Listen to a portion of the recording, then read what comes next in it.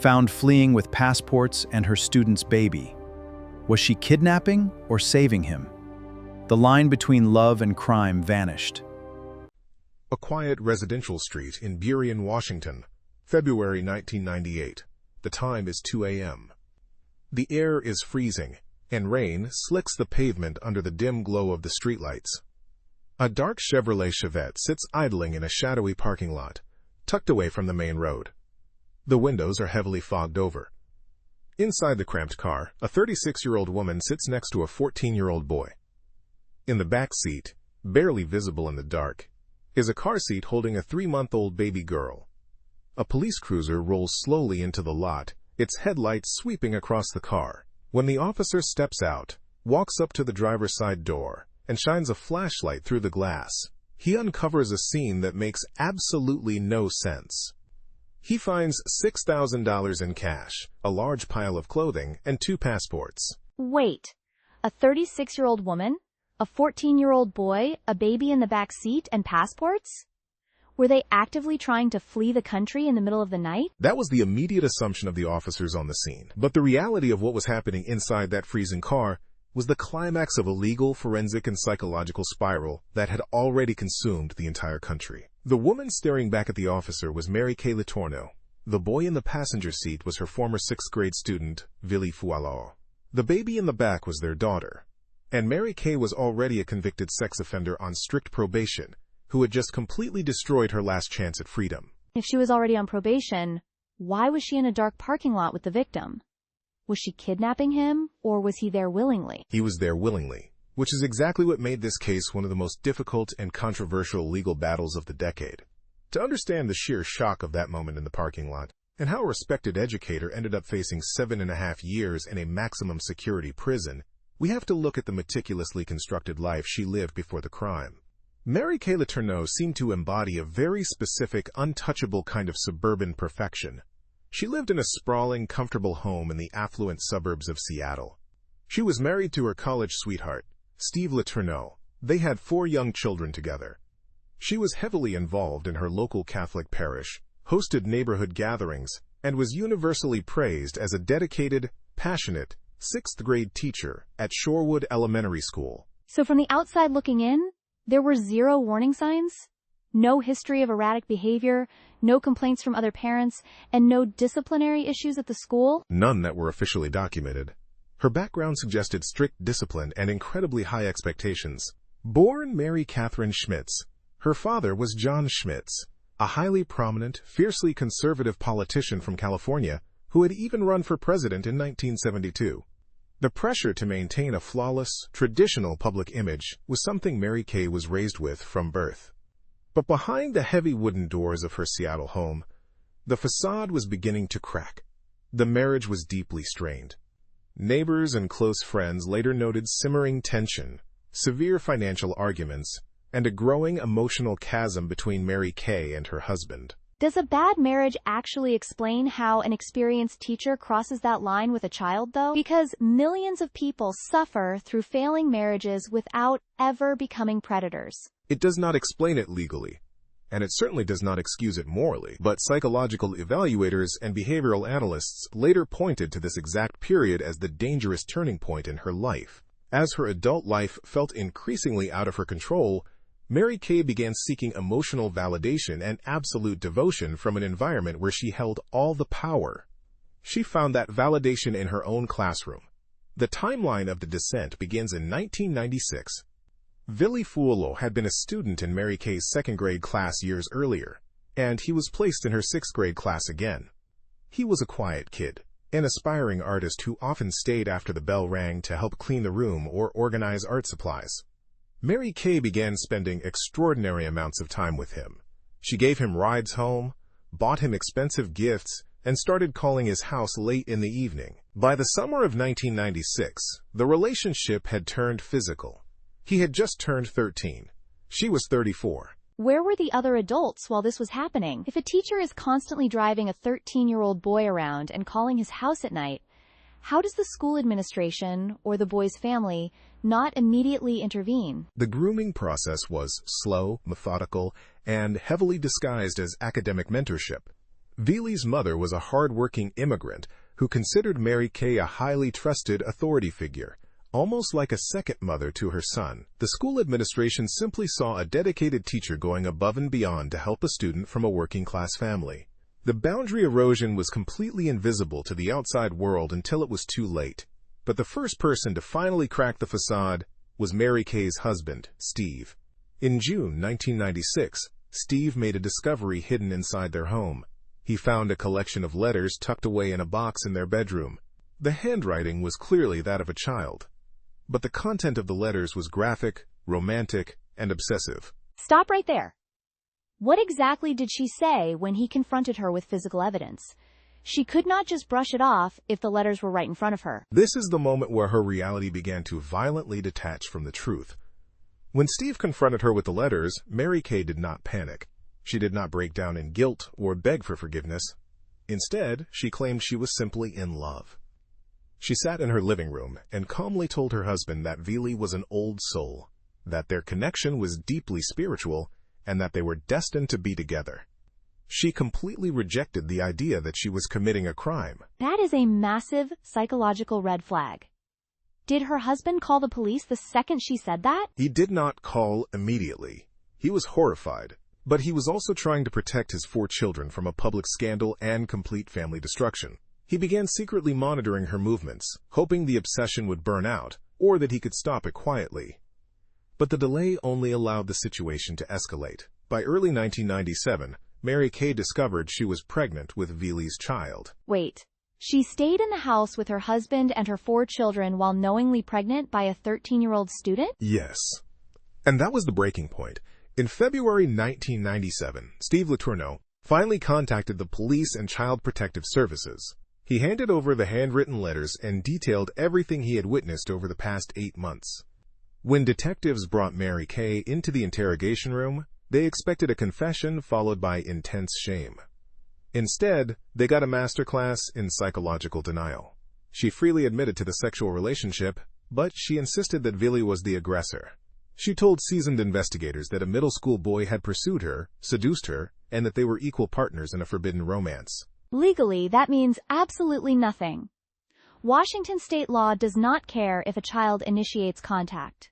A 13-year-old cannot consent. How did prosecutors respond to a defense that absurd? They arrested her immediately. She was charged with 2 felony counts of child rape in the 2nd degree. The media descended on the Seattle courthouse overnight. The story of a pregnant, wealthy suburban teacher accused of statutory rape dominated national broadcasts. But the legal labyrinth was just beginning. Because Mary Kay's defense team realized very quickly that they could not fight the physical evidence. The letters were verified. The chronological timeline was established by her own husband, and a pending DNA test would soon confirm the paternity of the child. They could not fight the facts, so they had to fight her state of mind. The prosecution felt their case was completely airtight. They had the husband's statements, the physical letters, and Mary Kay's own recorded admissions to police. Facing up to 89 months in prison, Mary Kay's high-powered defense attorneys executed a major courtroom pivot. They brought in forensic psychiatrists and psychologists who evaluated her and diagnosed her with major depressive disorder, bipolar disorder, and hypomania. So they were building a diminished capacity defense? They wanted a judge or jury to believe her mental illness made her legally incapable of understanding right from wrong? Exactly. The defense argued that her judgment was severely chemically impaired. They claimed she was suffering from a hypersexual manic episode brought on by extreme stress, financial ruin, and marital collapse. They framed the crime not as a predatory act, but as a tragic symptom of untreated mental illness. The prosecution attacked that theory aggressively. They argued that grooming a child over several months, writing letters, hiding the relationship, and lying to parents required a level of calculation that completely contradicted the idea of a chaotic manic episode. But taking that argument to trial was a massive risk for both sides. If the state had all that evidence proving calculation and grooming, why would they ever worry about going to trial? Was the psychiatric defense really that strong? It was not just the psychiatric testimony that worried prosecutors. It was the victim. Vili Fualau was actively defending his abuser.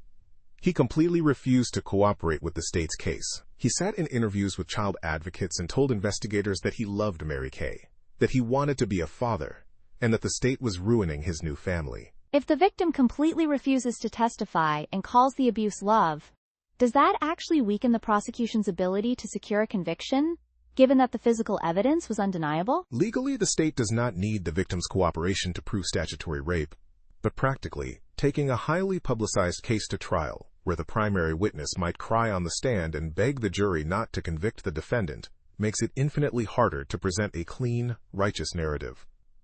The risk of a hung jury, confused by complex psychiatric testimony and a hostile victim, was very real. Knowing this, King County prosecutors offered a highly controversial plea deal in August 1997. They utilized a Washington state provision known as the Special Sex Offender Sentencing Alternative. Mary Kay Letourneau pleaded guilty to 2 counts of second-degree child rape.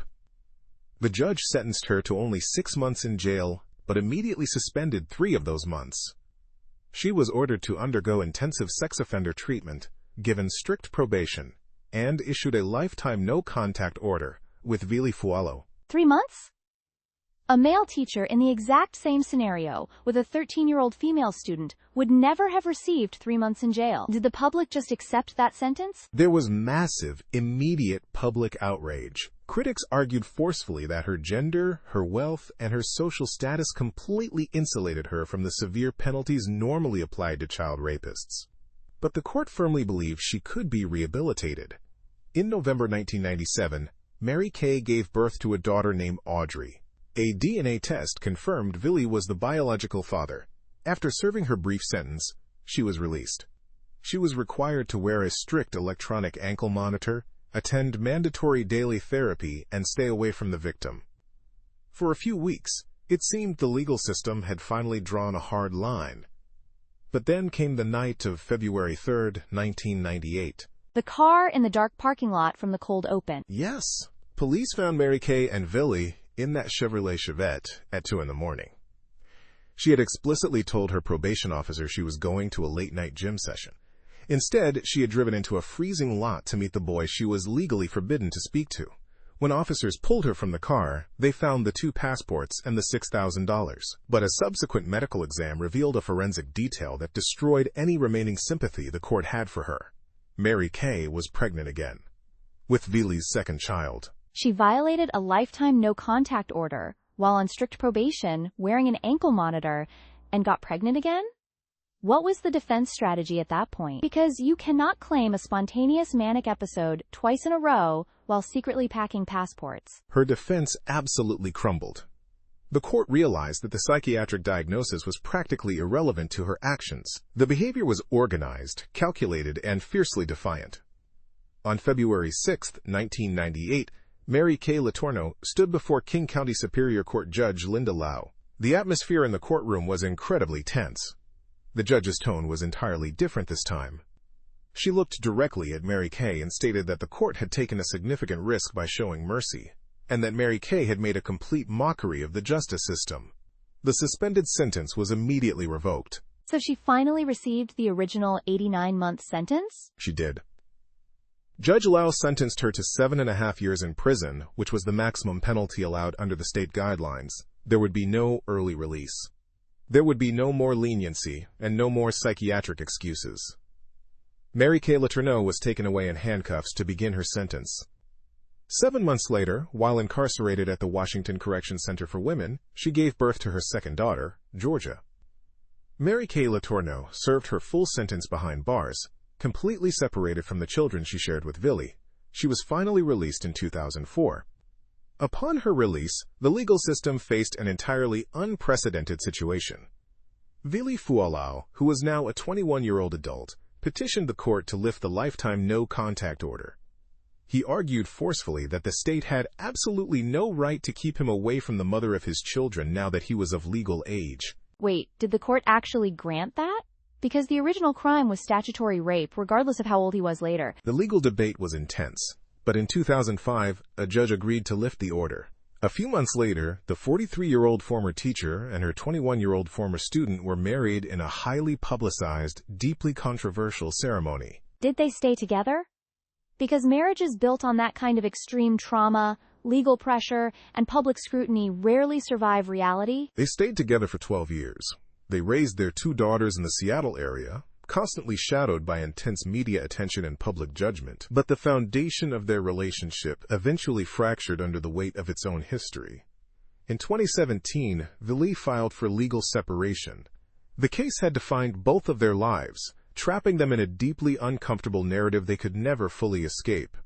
They never formally divorced, but they lived apart. In July 2020, Kay Letourneau died of stage 4 cancer at the age of 58. Villi was reportedly by her side at the end.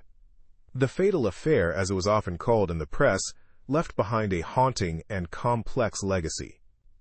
It exposed massive flaws in how society views female perpetrators, highlighted the devastating long-term impact of grooming, and revealed the dark reality that the justice system cannot always protect a victim who has been systematically taught to call their abuse love. It is a terrifying case because the psychological damage is essentially invisible. The physical evidence was clear, the law was broken, but the emotional manipulation lasted an entire lifetime. If this case left you questioning the boundaries of the legal system and how we handle psychological manipulation in the courtroom, subscribe to True Crime Unveiled for more careful investigations into the stories that still divide people. And tell us in the comments how you interpret the court's original plea deal. Did the justice system fail Villi from the start?